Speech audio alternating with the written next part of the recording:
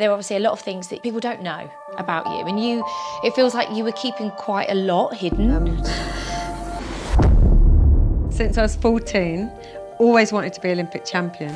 I watched an Olympic Games when I was at school, and I knew that day I wanted to be Olympic champion. It's going to be an historic second goal.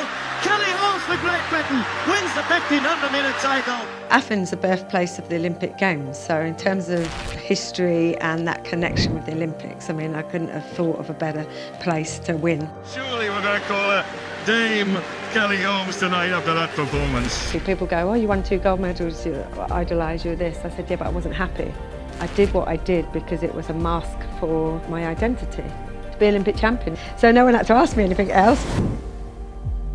I only came out in 2022, and in the early 2000s, people didn't talk about the sexuality in sport. So role modelling is really important. You know, I didn't see anybody who either was like me, looked like me, or actually I knew was like me. And so you then live your life in a different way. You live your life worrying about judgment, worrying about fear, worrying about losing everything you've worked hard to get because of somebody else's opinion. So you must feel that it's amazing now that you can open up and you can be you. Yeah, I mean, I talk about everything now. I mean, all my gynae problems are out there. You know, sexuality, which I don't care about, but it's out there because it gives me the freedom to be who I want to be and to be Kelly. Welcome to the Mile Fly Club, your VIP lane to first class travel tips, tell-all talk and turbulent life tales. Think the Mile High Club, only with more clothes, but no less outrageous. Each week I'll be inviting high-flying, globe-trotting guests to bear all in my club. So if you're searching for some tantalising travel tidbits and a good old gossip, you've arrived at the right destination. Now sit back, relax and get ready to take off with the Mile Fly Club. Ladies and gentlemen, we've now reached our cruising altitude. I'll go ahead and turn off the seatbelt sign, so sit back, relax, and enjoy the flight. This episode of the Mile Fly Club is brought to you by our good friends at Florette Salad. Are you looking for the holiday of a lifetime? We've got 5 great destinations to choose from.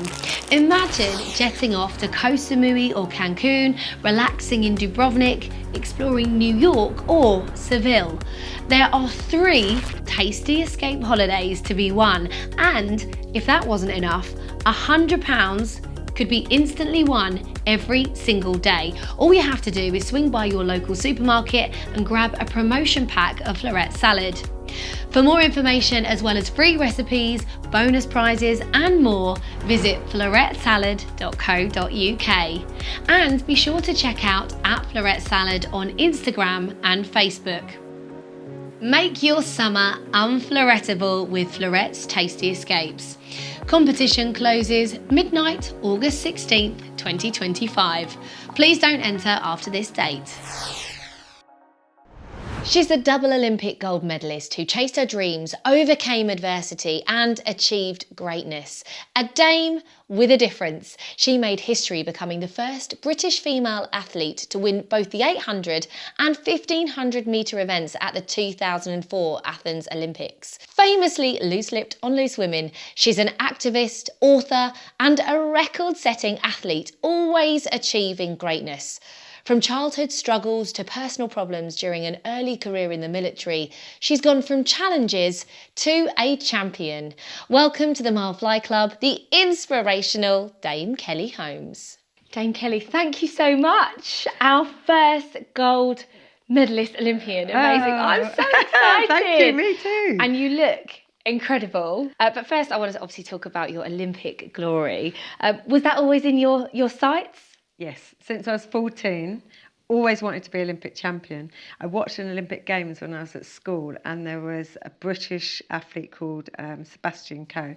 He was one of the greatest middle distance runners in the world, him and Steve Ovett, and he won the 1500 metres at the Olympics when I was at home in school holidays, and I knew that day I wanted to be Olympic champion. Travel has obviously featured heavily in your Olympic successes, and you achieved your first and second. Was that right, in 2004? 2004, I won my 2 golds. 2 golds in Athens. In Athens, yes. Well, Athens is the birthplace of the Olympic Games. So in terms of history and that connection with the Olympics, I mean, I couldn't have thought of a better place to win. I mean, obviously London 2012 would have been good, but I was too old. But Athens was... I love Athens from the historical, you know, all the history that you go there, and you still go there and you feel like you're going into somewhere back in time, right? Yeah, it's incredible. Yeah. Incredible. That's the Parthenon, if I'm pronouncing that correctly. That is right, Yeah, isn't it? the old track. The Parthenon. That's what I should call know. That's what I call it. It's a travel podcast, I should Or know. the Pantheon. So it obviously holds a very special place in your heart. So Yes. had you been there on holiday before going there for the Olympics? No, I hadn't been. Have I been to Athens? Yes, I had been to Athens back in my athletics career. They had a world championships in there. The thing is, this running of sport, you don't actually get to see.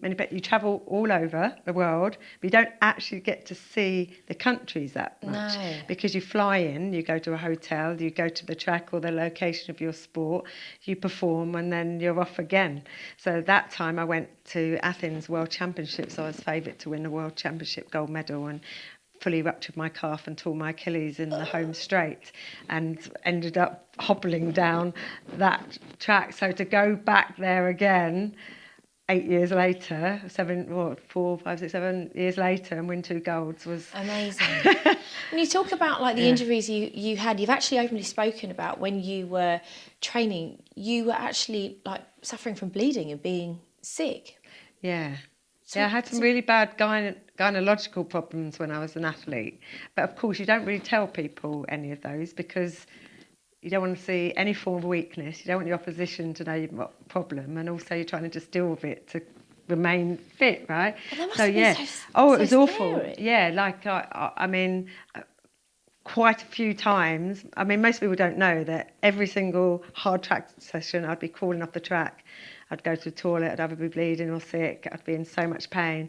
I got to a point where the doctor said it's like if you were having in labour. That's what I was experiencing every single time. And even after Athens and after any of my major championships, they'd have to carry me to like the doctor's place and give me muscle relaxant tablets. No one really knows why, other than it could have been oxygen that doesn't go down to the gut, or I did have a few gynae problems. So it was multiple things that I had. So, you know, you say you couldn't speak about it because you didn't want to give away like weakness or... Yeah. Do you think that it wasn't a done thing just to speak about it now? Because it does feel like we're able to talk a bit more about women's health now. Yeah, I think so. I think it's like if no one speaks about something, then how do you bring up the conversation? Who's going to listen? What you can do? So you'll do it in your privacy, won't you? You know, the doctor or something.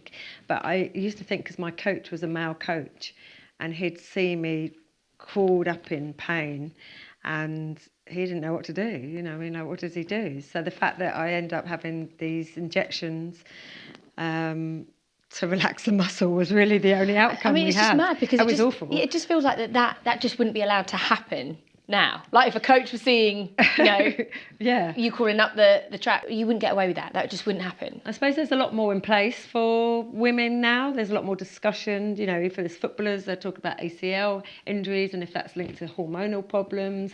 You know, if you're going through a pregnancy, you've given up your sport and then you get back into it. There's, you know, they're managing those now. But you've got to remember, that was in the sort of 90s and I was in the army as well. So it's kind of...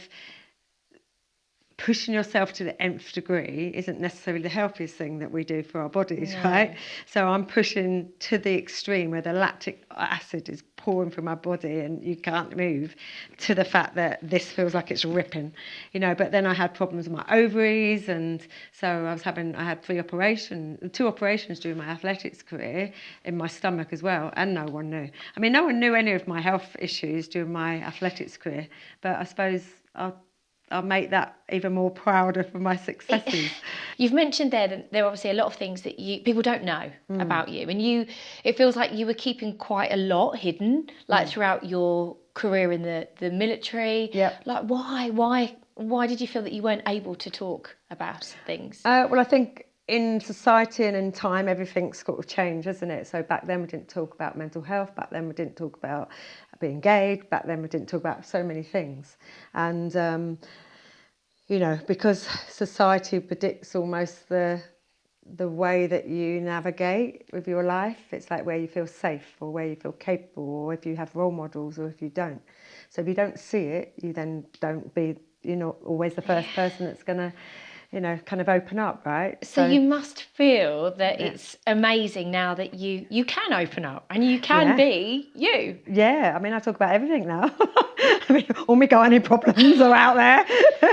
You know, sexuality, which I don't care about, but it's out there because it gives me the freedom to be who I want to be and to be Kelly, the person that hasn't got a barrier and a block and a brick wall in front.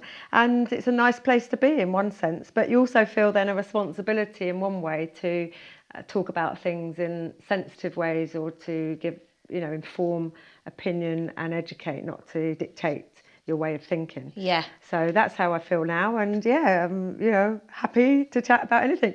Well, you are a motivational speaker, but you have obviously had to overcome adversity. Like, how was like your childhood growing up? You know, in care. You talk about that quite openly. Yeah. So I suppose I talked about being in care a little bit more now because, again, you know, when people see somebody like a sports person maybe that's been very, very, very successful, and then anyone in the public eye, it can be perceived as being quite an easy journey, or it could be seen about you've got everything given to you on a plate or whatever. No one sees the graft or the behind the scenes that drive you. So my early childhood, you know, it was all about finding who I was, an identity, not about sexuality, but just fitting in. You know, I was a mixed race girl in Kent, whiter than white Kent, as I describe it, because that's what it was. I was in care for the first 5 years of my life, and then when you're then put into a different situation, when you're younger, you might not understand everything, right? People tell you that you're different, or people have to tell you difference for you then to see it. So when I was young, you know, I was at school with all white kids. It didn't really make any difference till somebody says, "Why is your brother white?" And I was like, "Oh, no." I was like, "Why are you brown and why are your brother white?" "Oh, I don't know." You know, and it's only then things, when I was about 8, my first brother came, suddenly then I'm thinking, oh, yeah, I am a little bit different to everyone. It never occurred to me, which is so weird.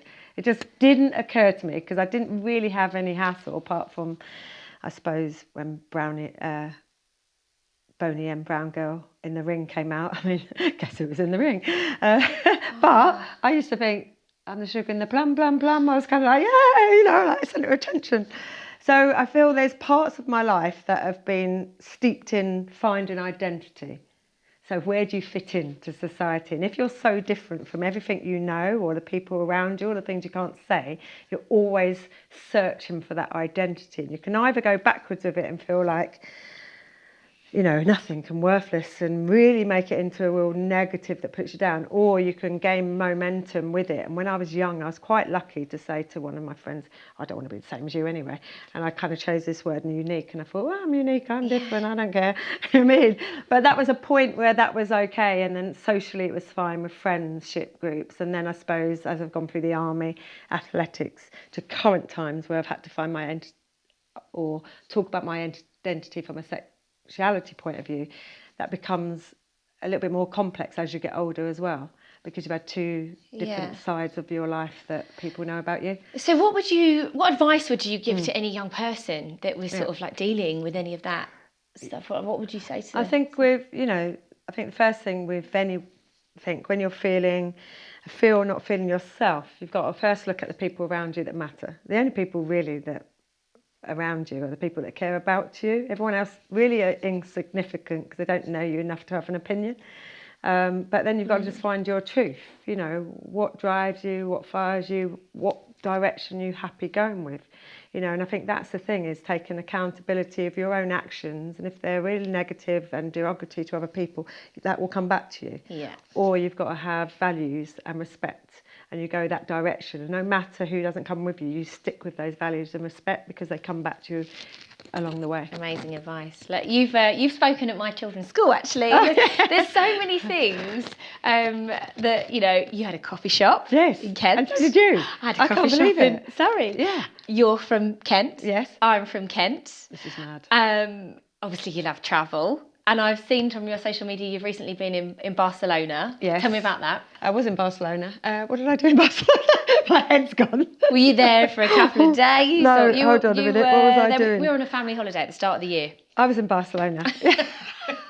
So I have quite a big family, nieces and nephews, 8 nieces, 2 nephews, and one of my brothers. They've got 3 kids, and it was in the half-term period. Yeah.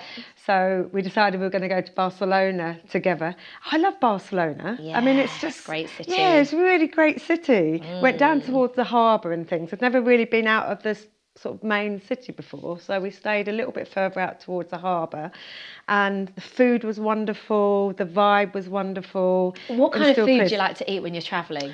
I do like to have some things that are authentic to there. So obviously I have some Spanish food and tapas. You've got to do that, haven't you? Yeah. There's no point just going for your chips and fish and chips. And avoid stuff those. all the Do you find time. that when you're on your travels, do you get inspired by the food you eat and then you come back home and then try and recreate those dishes? Definitely, especially tapas. I am a bit of a grazer, so I love tapas because they're quite easy, aren't they? I mean, it never tastes like when you're abroad, though, does it? That's the thing. No. Do you know what I mean? Do you know what? But It's kind of mad for me because I travel so much. I feel like it's sort of gone a little bit the opposite way. But you avoid local. No, I go away and I eat all these amazing foods, and then when I come home, I think, oh, it's never going to be as great as it is. So sometimes I get takeout in, or I just, I don't know. I'm a bit. I'm a bit like that. I'm not the best. Try a little bit and then.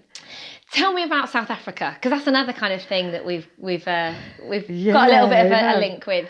I love South Africa. I adore it. It's somewhere I thought I'd always do the sort of 6 month there during their summer and 6 month here. Right. I haven't got around to that yet. So I started to go when I was in the army, actually. I used to give up my leave to go away and compete internationally in the army, and we ended up doing a race down in Cape Town. And we were put over in a place called Stellenbosch in the winery. The wines, yeah. And you've got Kutsenberg Stadium, which is by the university. And I just fell in love with it. It's like it's got those white colonial buildings, very clean but beautiful because of the sun and the colours of the vines and the flowers and everything. And then I went to a random place called Potchefstroom, which is about an hour and a half from Johannesburg. There was nothing there whatsoever, but as a middle distance runner, it was perfect because it's that altitude but flat. So as a middle distance runner, you need almost like a resistance training. And up there where it's altitude but flat, it was just the best place. The other thing was, it was boring as hell, but it was going somewhere new. So your mind was focused on doing the sport that I did. But I was like, this weather, the climate. Anyway, because I'd already been down to Cape Town, I was like, I'm definitely going back there. So early 2000s, I bought an apartment in Stellenbosch. Wow. And I had that for 17 years. And I carried on training between there and Potchefstroom. I got a house in Potchefstroom. Between there and Stellenbosch during my athletics career. And then of course, you got 2 properties in South Africa? No, I sold them now. Yeah. Okay. So I sold the one up in Potchefstroom, had the one in Stellenbosch, and then I sold that in 2019. I have a place now in Cape Town. So I still go, but I go on holiday now, which is wonderful. So you don't go on holiday and train? Oh, I do. I was going to say, though, for most people, they go on holiday, they want to sit on the beach, they want to relax, and you're like, you're buying a holiday home abroad because it's a good place, to train. If I go on holiday, it's the best time for me, keeping fit. I walk everywhere, or I run places, I go on treks, I do everything. So even now I go to South Africa, I walk everywhere. Right. It's about quality of life sometimes when you go somewhere quite regular compared to when you're going somewhere on holiday, isn't it? Because going somewhere on holiday, I'm a person I want to see everywhere. Yeah. So I don't stop. Yeah. You know what I mean? And then I get to the end of that holiday and I think, God, I haven't actually... I need a holiday. I need to relax. I'm like, oh, wow, that went so quick. So Stellenbosch is almost, I would describe it, rather than a holiday destination, as a second home. Yeah. You know what I mean? I know it so well. Well, I mean, I've actually only been to South Africa once. Yeah. And I went there to film and help people find a house. Oh, wow. And I was there for 2 weeks, and it really meant a lot to me because my dad was actually born in South Africa. He was born in Cape Town. Yeah. But his parents both died when he was 4. Right. And he was put in a children's home in South Africa. Oh, right. And then adopted to a British family. And my dad has never been back Oh, since the age really? of 4. He can't go back. No. Oh, Which how is sad. so sad Yeah, for me because it's beautiful. It's an amazing country, but he has too many memories of being in the children's home. And you do, in South Africa. you know, I think just very quickly going back to that, childhood trauma is a massive thing, and it doesn't matter how long or what age you were in somewhere, it always have some probably have some sort of negative connotation to that part of your life. So I can get it, but it's beautiful there. I It's know. such a shame. We now interrupt your flight for a word from our advertisers. This episode of the Mile Fly Club is brought to you by our good friends at Florette Salad. Florette is a farmer-owned cooperative, and they're pretty amazing. Farming sustainably and caring for nature and the environment is a passion and priority for them. No wonder they're the UK's leading salad brand. Whether you want to boost your meals with some extra nutrition or shake up your usual dinner go-tos, Florette's got your back. They'll help you to reimagine salads one plate at a time, making them unflorettable. For more information, free recipes and more, visit florettesalad.co.uk. And be sure to check out at Florette Salad on Instagram and Facebook. Make your year unflorettable with Florette Salad. So when it comes to travelling, there are a few countries in the world that are a bit outdated when it comes to attitudes of like LGBTQ plus. So like, are there places that you totally would avoid going to because of their attitudes? Yeah, well, this is the thing. I only came out in 2022. I never even thought about it before that. So I had this whole fear of coming out and what people think. And now I think, oh my God, I never thought about it when I wasn't out. Now there is that thing of LGBTQI plus community is they have to be very careful. So they have to look at, is it safe to go there? Which is literally mad. And I used to work in Qatar, Doha, Abu Dhabi and Dubai. I used to run young mentoring education programs over there. Yet, would I go back there now I'm out? Probably not, because it's unsafe. How mad's that? So I worked there for 3 years. I loved it. I built some brilliant programs. You know, the weather's amazing. You know, it's all of those things.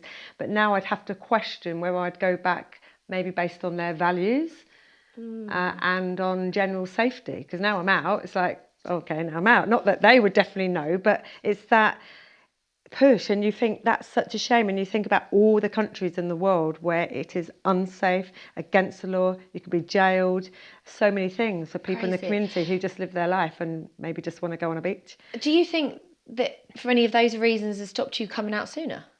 Not for travel as much, no, definitely not for travel, but it's just the fact that now I think, God, do I now have to look at, is it safe? And it didn't even occur to me to think about it before because I wasn't in this world of mindset, you know what I mean? So there's those barriers that you put up to like travel destinations, but you just think, God, around the world, and we don't even live there.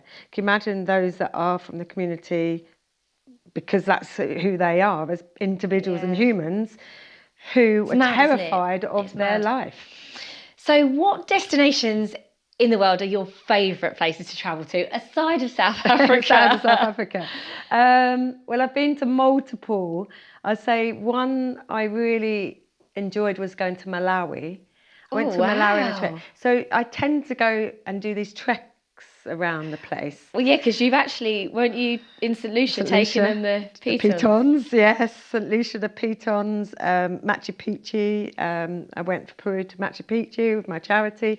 So I love going to places and exploring. Yeah. So those 3 countries, Malawi, I went to Mount Malawi. It was a charity trek, and the locals are insane because they're like goats. You know, I mean, you're struggling, the rest of us, going up these mountains. And I feel like I was quite fit. I'm quite fit. And then you just see the locals who like bound along, and they've got these Carrying all the bags. It's Amazing. another world. But that was a great experience because we also went into the schools and the townships and where they're doing food projects. So I love the culture of these countries. So I do something where I go to the trek, but I have to then be immersed in the culture. Yeah. Machu Picchu again, one of the wonders of the world, 5-day trek. And again, seeing the landscape, but having a destination in mind keeps you going because you just think, I want to see what I see on the pictures. You know, if I go to somewhere, I look at the pictures like everyone does. They go on holiday and they're like thinking, oh, a nice white beach or, you know, blue skies or whatever. But I go because I want the adventure of a holiday. Yeah. I'll always take some time off, a couple of days. But for me, it's the adventure. See something new, be exposed to a life that we don't know. Yeah. And actually, sometimes it can change you a little bit, can't it, when you travel, you know. But yeah, so, and then the Pitons went to St. Lucia. Went to St. Lucia with the tourist board, actually, because they just had a Olympic champion from Paris Olympic Games. Oh, wow, okay. And so I went there and I've learned about the Pitons. I was like, oh my God, here we go, challenge. So I thought, oh yeah, I'm going to do these, you see. And we went off. Oh my God. The first one, well, I mean, it was climbing ropes and all that, and I love that. I mean, like, you know, climbing ropes. My partner was with me, hated it from the moment we started because I had this guy who knew I was Olympic champion who wanted to show off. So we're literally running up this mountain, and in my head I'm thinking, right, you know, competitiveness. Yeah, you know, like, you're not going to like win. Swearing, you know, hating it from Oh, the no. moment we went off. That didn't go down too well. Anyway, we go off to this other one, which isn't the Piton. It was forever. I mean, it took forever. And I was hoping to do all 3 in a day, because no one does 3 in a day, of course, unless they're elite trail mountain Don't Kelly Holmes climber. wanted to do 3 in a day. Anyway, so I got back down, ran out of time for the next one, because the cut-off time to go up, Gros Petit, which was the easier one, was 3 o'clock. So I didn't get there. So I went 7 o'clock the next morning. So I'm going up this thing with a guide. A guide comes with you, and this is how competitive I am. So she was with me, and I think, God, I've got to go a bit faster than this, you know, and I'm just thinking, no, I can like go a bit faster. So I said to her, does anyone do this on their own? Oh yeah, people do. Do you want to go off? So I was like, that was it. So I went off, ran up, and I said, how long does it take? And she went, well, it normally takes most people 2 hours to get up and then a bit quicker coming down. I was up and down in 1 hour 20. I was like, wow. I love it. And the thing is, when I went up, I went to her, I'll call you to tell you I'm all right, or I'm coming back down, so that she could turn around. And so I'm going up this mountain like this thing possessed. You know, this American couple saw me and goes, oh, you're going fast. I saw them on the way back down. They'd only gone a quarter of the way down. They went, you didn't go up to the top. I was like, yes. So I am a bit mad still. I'm getting older, but I am still mad. So your partner, these aren't the kind of holidays she likes to, I was going to say. No, she didn't do that one. She was like, you're on your own. So what kind of holidays does she like to do? To get, yeah, do you chill out ever? No, we do like going to have a venture. I think we're both the same like that. It's just that I'm a little bit madder when it's pushing myself to the nth degree. She's like, right, you can go. But generally, it's a bit of both. So I like walking around to cafes as well. So if I'm in Europe, I love the European cities. Yeah. Love it. You know, the squares. You go to, I don't know, Brussels, or even if you go to Rome, you've got to see all the heritage. Yeah. You know what I mean? Like, I love all that, the hustle and bustle. So we do enjoy that, and we love sitting in there, having a cocktail, people watching. So that is a massive part of my holidays, but the other part is exploring. So I'll go paddleboarding, or we'll go kayaking. So it always has to kind of involve fitness in it. Yes. I tell you where is an amazing trip that you should look into if you haven't. Do you ski? That's the only thing I daren't do, because I think I will kill myself. Like, that's how bad my head goes. As an Olympian and the running, I guess, were you ever restricted from being able to do like a skiing holiday? I went skiing once in the army, and it was disaster. It was literally disaster. How I came off the mountain in one piece. So I decided I won't do that, because I was always getting injured as an athlete. 7 years out of my 12-year career, I had major injuries.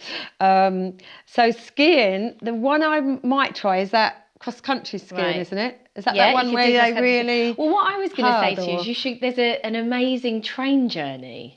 Oh yes, Which I'd love I've to. done a couple of times, and oh my word, it's incredible. From like through Lake Como, and you go I'd around love Lake to do Geneva, that.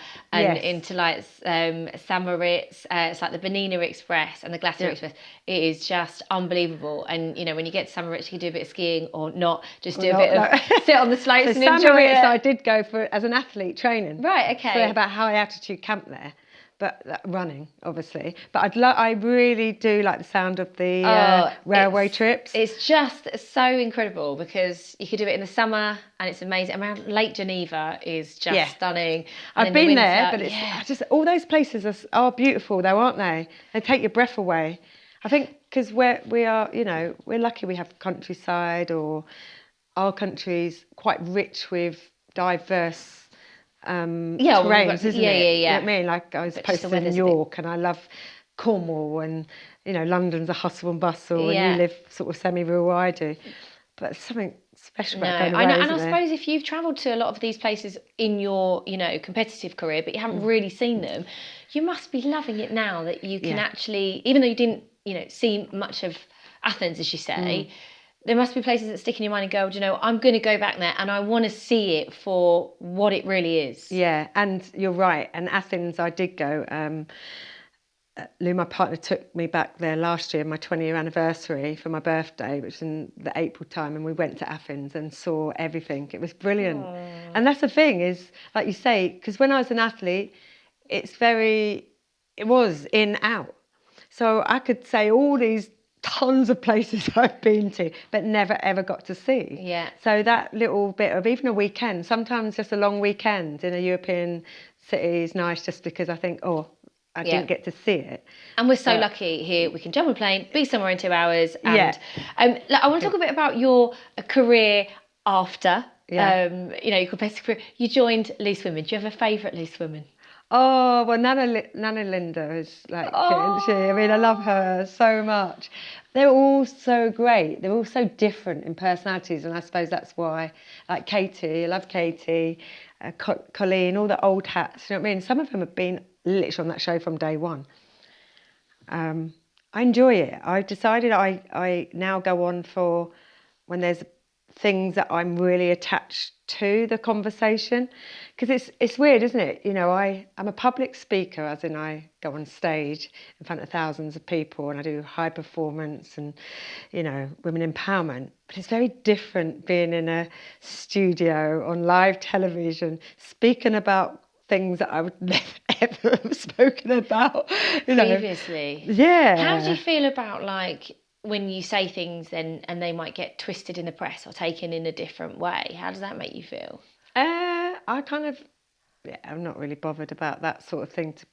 I know what I normally said, so if somebody twists it, I'll just untwist it, if you know what I mean. Yeah. Because I've been quite lucky, I think, in a way that no one's really tried to be out to get me as such. I mean, I suppose there's negative things somewhere and I just don't see them. And if I did, I probably would just think, whatever, just because I think you have to.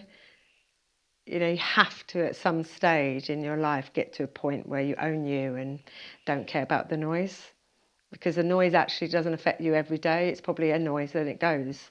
Most people are either positive or the things you do are really positive, right? So you have to go along with that line because it can affect you.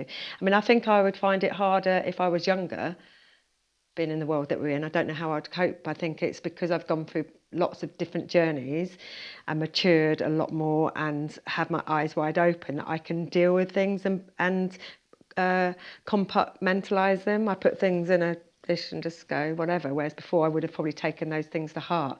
So as much as hate the aging process, do you really hate the aging process? Like, I feel so you look amazing. I hate it. Like, seriously, I'm privileged, as we all are, to get older, right?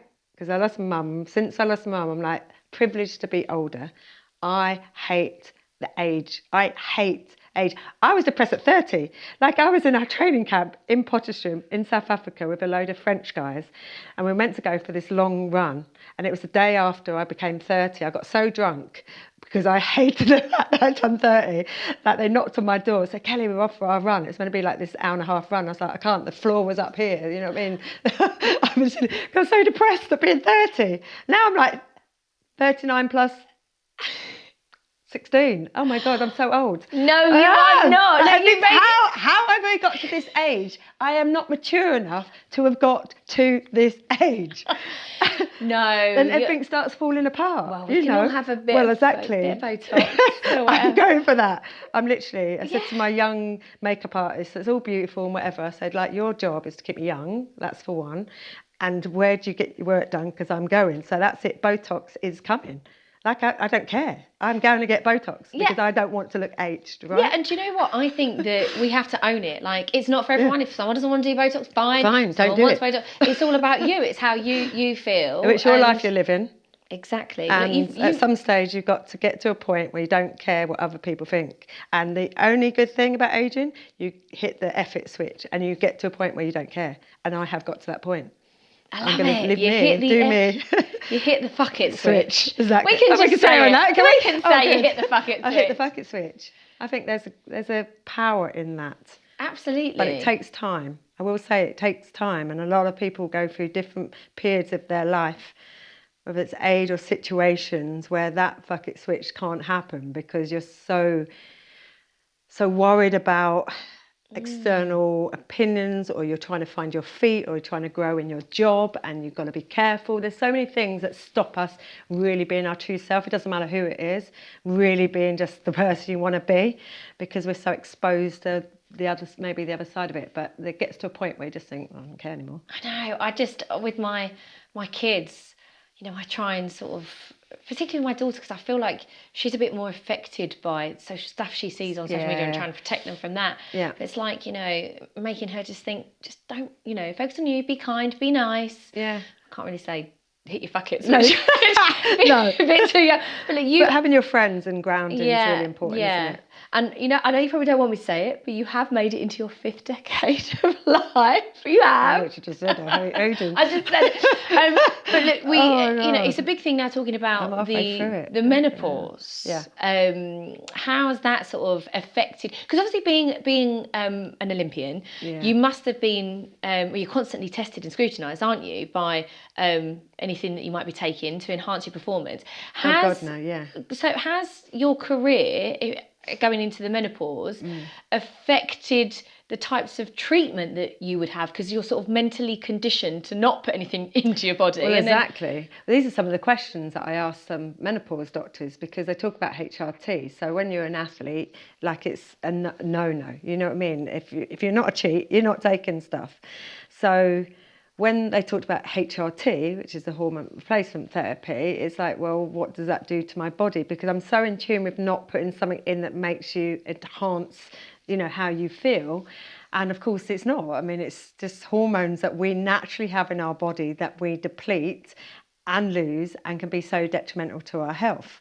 Yeah. So I, again, with the whole age thing, was really naive about what perimenopause meant, what menopause meant, and what postmenopause is. It's still conflicting in people's minds. They still don't know. And I've worked quite closely now with some menopause doctors, because somebody like me that wants to keep fit has a real, you can have real sort of adverse effects on your body, because, so I like to keep fit, right? And I got to a point where I couldn't do one press up.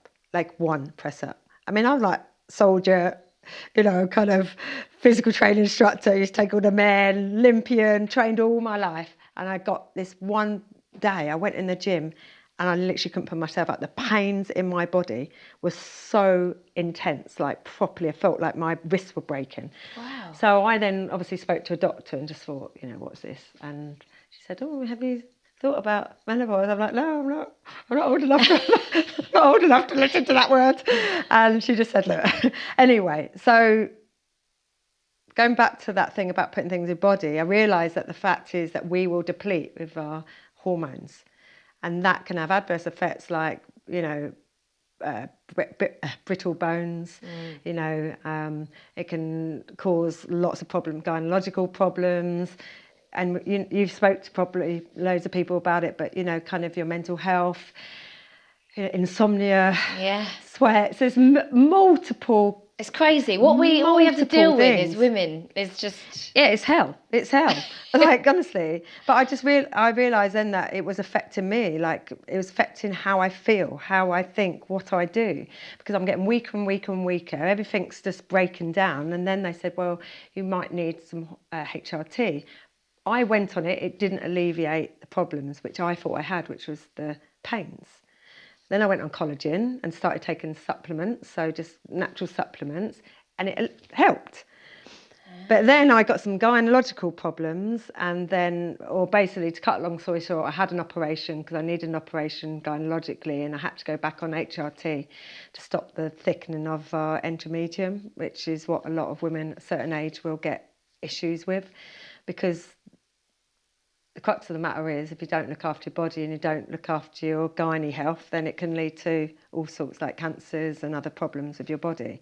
And of course, nobody wants that. So you end up having to look at what's available and what you should do. Now, I'm not saying HRT is right for everybody, and I don't even know if it's right for me because I'm back on it. But I do what I need to do at the moment, and then hopefully, I'd like to come off of it if I could. But you're in good health. You're in good health at the moment. Yeah, but well, you say that, because to cut it down a bit, it's more the fact of if you've been quite fit and you move your body all the time, when you're getting aches and pains all the time, when you're feeling lethargic, when you feel demotivated, when you don't feel strong, it does affect you, and that's affected me over the last, I'd say, 5 years, because I don't feel myself.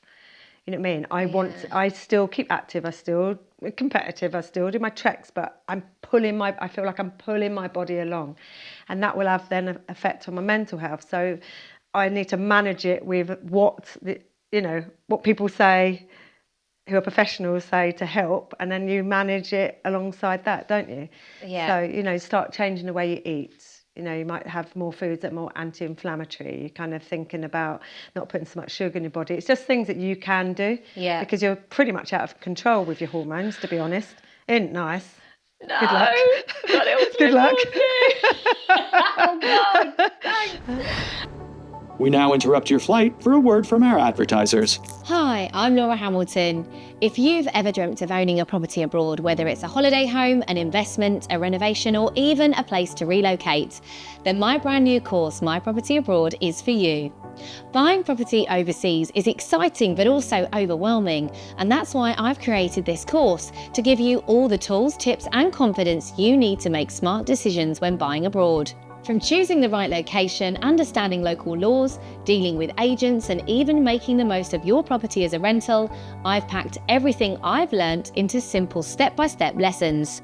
Join the community at mypropertyabroad.com to find out more. Finding a reliable tradesperson shouldn't feel like a full-time job. I've developed over 20 properties, and believe me, I've had my fair share of no-shows, missed calls and mystery quotes. That's why I love Worky. It's a brand new app that lets you book trusted tradespeople, electricians, plumbers, decorators, all vetted and reviewed. You can choose when they come, see real-time availability, and even filter for preferences like pet-friendly or female-only if that matters to you. Simple, smart, and no more chasing quotes. Download Worky today and book with confidence.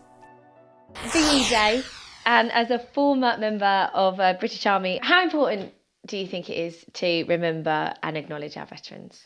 I think this is the most important time of our lives, to remember the veterans that stood up against fascism, stood up for our freedom to be who we are at the moment, especially in this volatile world that we're in right now. If you've ever spoken to a war veteran, you will have the most meaningful, in-depth, emotional conversation, because even at their age, they remember more about what happened in those moments when they were teenagers, and also I've got to speak and interview quite a few lately, and I think we have to remind ourselves it was a wider impact on families, but also those that got displaced, those evacuated. I met a lovely lady called Pat, who's like 93, who was telling me about the moment she got evacuated with her mum when she was 7 years old, and where she went in to Wales, and she had to go to this new family, and waiting for the telegram to come for her dad to come home, and then she gets a telegram and her dad's been killed at war, and she's still crying, at that age, because it impacted their lives so much. So I think the more we can do it, and for our youth, they have to remember why we fought, what that freedom gave us in our country because of these war veterans. And it's emotional because I pledged allegiance to the Queen. I thought I was going to do full-time service in the military. I'm very proud of my service, but also just seeing how we celebrate in Great Britain, with the parades, and we give them their moment, which is lovely. Yeah. Oh, thank you for that. Obviously, when you were in the military, had a very different attitude to being gay back then. Yes. I mean, do you have any idea what it's like now? Yeah, so it's changed a lot now. I mean, since 2000. So there was basically a law in place from 1964 to 2000 that it was against the law to be gay or to identify as LGBT, as it was then, and LGBT. That law only got lifted, as I say, in 2000. What that meant was there was consequences to anyone that might have been assumed to be gay, because not everybody was, found out to be gay, and the consequences were basically being chucked out the army, maybe going home to your parents and basically being outed to parents, knowing whether they had a religious thing behind them or was completely going to disown you, which left some homeless.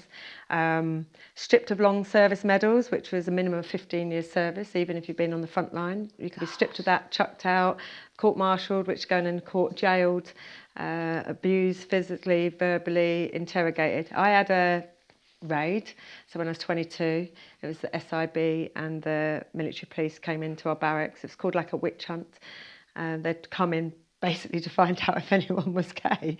And a raid is what left me in fear until 2022, because it was basically, it's like if you were at home, you go home and the burglars are there and they've ransacked your house, like properly ransacked it, but they're still there and they're vilifying you and they're trying to find something that's really insignificant, but it would cost you your career or cost you your life or cost you, family or something.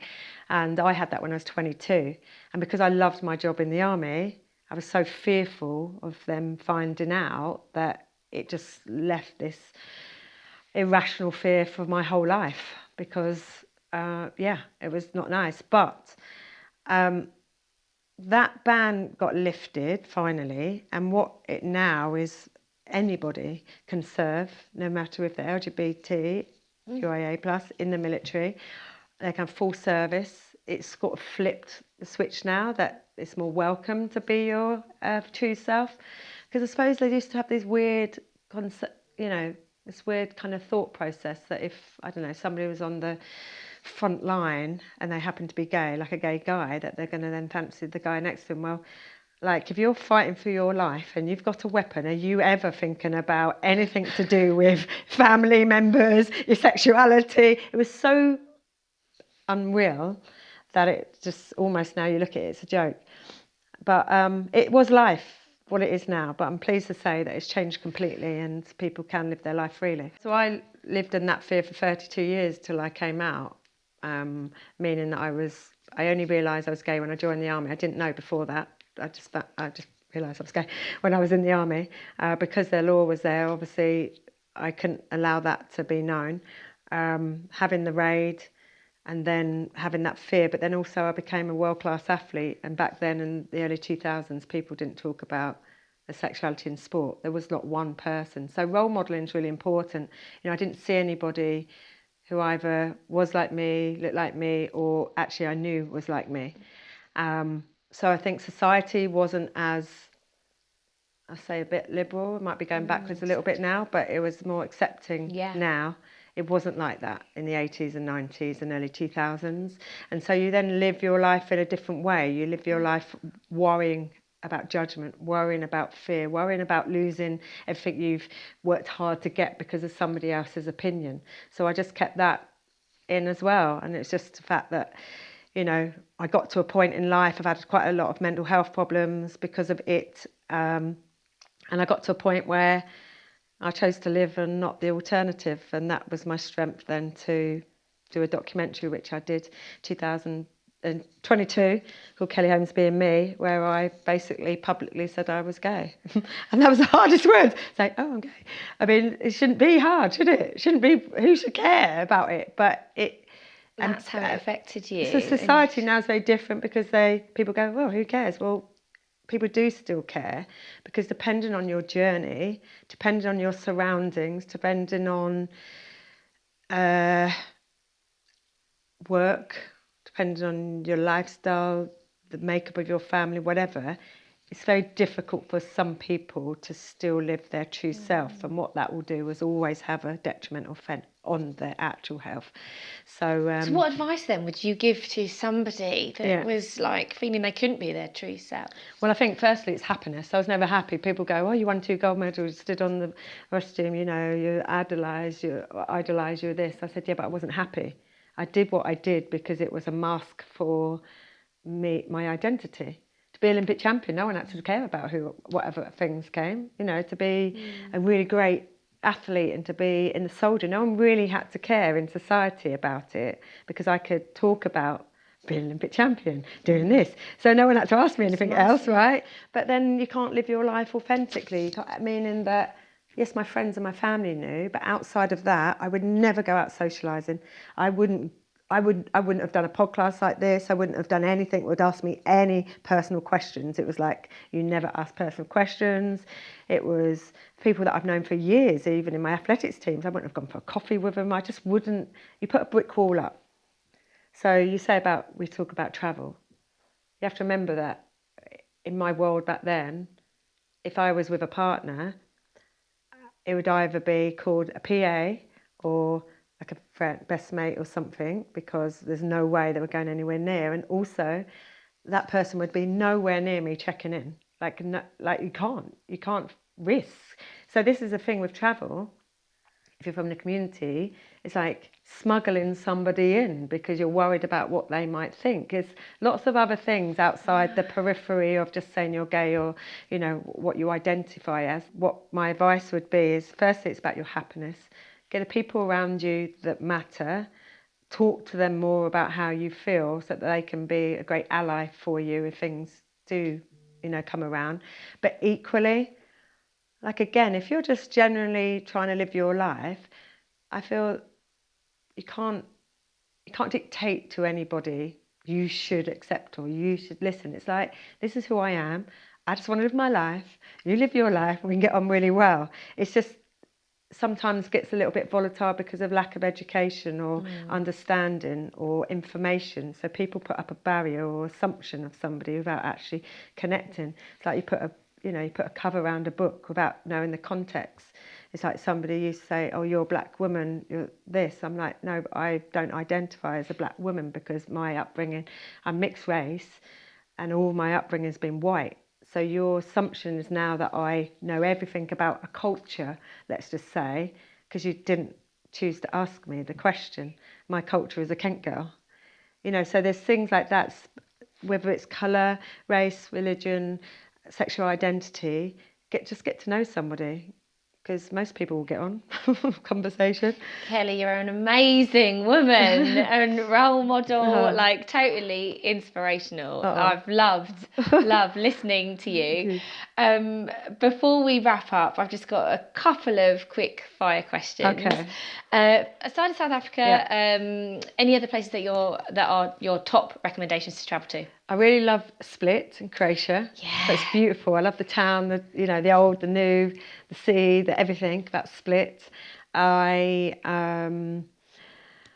else do I like? I've been to multiple places. I've been to Beijing, but I like gone on the Great Wall of China. Any destinations you haven't been to that you want to go to? A few places in India. I'd like to go to India a bit more. I'd like to go to North Vietnam and Cambodia. So it's so different, culturally so different, isn't it? So I'd love to do that. Any travel hacks or tips? Definitely socks, flight socks. Oh my God. For your health, for one. Flight socks are absolute must. Drinking loads of water, taking all your creams on there, you know. Keep hydrated. the cracked skin. Keep hydrated. Favourite person to travel with? Anyone that's going to do all my mad trips and activities. Someone who's your adventure partner. I better say my partner. No. Yeah. And finally, we can't have you on the Mile Fly Club and not ask you the question, because we ask everyone, are you a member of the Mile High Club? No. Oh! I just had to think then, what does that mean? This one or that one? No. I was hoping you were going to say, maybe a little story. Oh my God, definitely not. No. Oh my God, how embarrassing. Too risky on a flight? Too risky on a flight. Dame Kelly, thank you so much. It has been so amazing chatting to you. You are a complete inspiration and role model. Thank you so much. Thank you for having me. Thank you. Hey, Mile Fly Club. Thanks so much for travelling with me on this episode. For more content like this, please click the subscribe button. And for the full podcast interview, check out the Mile Fly Club on all major audio streaming platforms.